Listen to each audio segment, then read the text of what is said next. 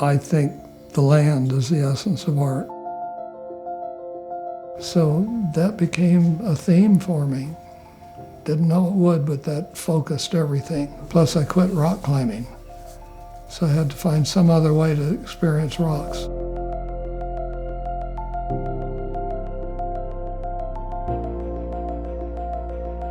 I was born in Albuquerque, New Mexico in 1937. I grew up in Grand Junction, Colorado. My father's name was Dean. He ended up being a land appraiser. Part of his work was photographing places that he was surveying.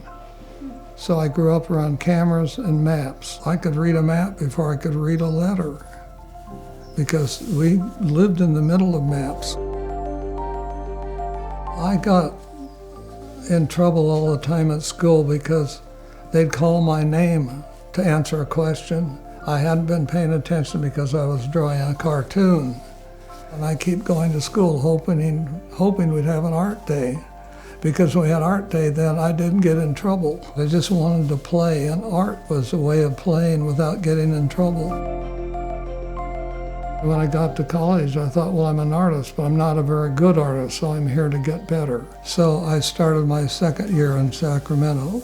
Then I started learning about art. It was one of the most exciting times to be in California because that's when all kinds of things were being invented in terms of American art. I started doing landscapes made out of triangles because triangles made mountains. My frame of mind when I'd see a horizontal line, that was a horizon line.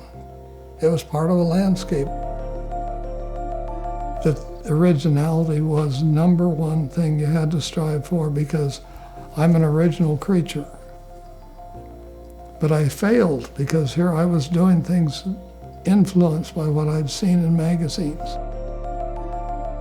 We talk about an aha moment. It was like you have to start over and be real.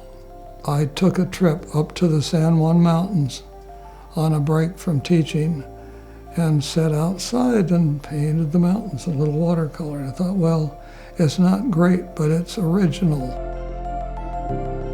I decided to make a subject about the things that I liked the best. I liked fishing, backpacking, and mountain climbing, rock climbing. I got a call, would you like to come teach at Phoenix College? We have an opening at Phoenix College and your name has come up as a good person, would you want a job? I said, yes, I'd love to come teach there. I stayed at Phoenix College for 14 years. I took my students to the Phoenix Art Museum, occasionally took them out to ASU when they had shows that I thought they should see. I fed my students all the art they could stand. And I think being an art teacher, you're the person who facilitates that process of learning. And the one thing art teachers should not do is be critical. Here's somebody who doesn't quite know what they're doing, but they're trying to do an art thing and they make it and they hold it out and you go, bam, bam, that's not good enough. Bam, bam, don't do that, bam, bam.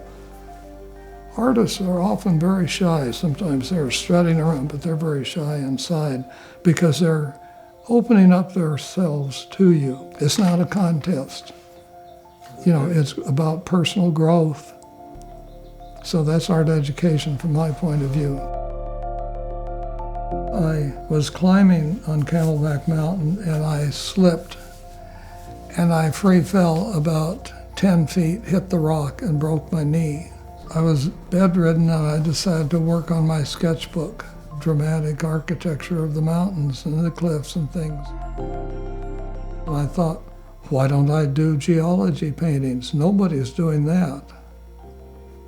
And where would you go? The Grand Canyon. It was right there all this time. So that's how it evolved. So I started taking students. The idea was to get these students to look at nature. How can you be an artist and not go there? When it was announced a new airport building was going in that was going to like triple the size of Sky Harbor, I was told that they needed to have some pieces of art to decorate the building.